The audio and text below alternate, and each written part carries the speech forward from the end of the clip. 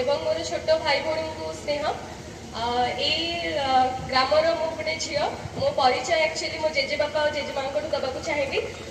ଶ୍ରୀଯୁକ୍ତ ସ୍ୱର୍ଗତ ଶ୍ରୀଯୁକ୍ତ ଶରତ କୁମାର ଧଳ ଏବଂ ଶ୍ରୀମତୀ ରାଇମଣି ଦଳଙ୍କର ମୁଁ ବଡ଼ ନାତୁଣୀ।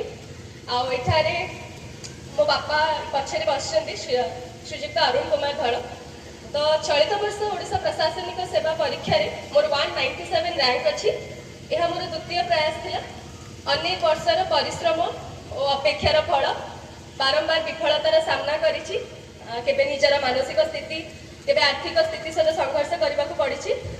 ଆଉ ଶେଷରେ ମହାପ୍ରଭୁ ଜଗନ୍ନାଥଙ୍କ ଆଶୀର୍ବାଦରେ ଆଜି ଶ୍ରୀ ଜଗନ୍ନାଥ ସାହିତ୍ୟ ସଂସ୍କୃତି ପରିଷଦରେ ମୋତେ ସମ୍ମାନିତ କରାଯାଉଛି। ମୁଁ ବହୁତ ଥ୍ୟାଙ୍କଫୁଲ ମୋତେ ଏ ଅପରଚ୍ୟୁନିଟି ଦେବାରୁ। ମୁଁ ଗୋଟେ ନିମ୍ନ ମଧ୍ୟବର୍ଗୀୟ ପରିବାରର ଗୋଟେ ବଡ଼ ଝିଅ।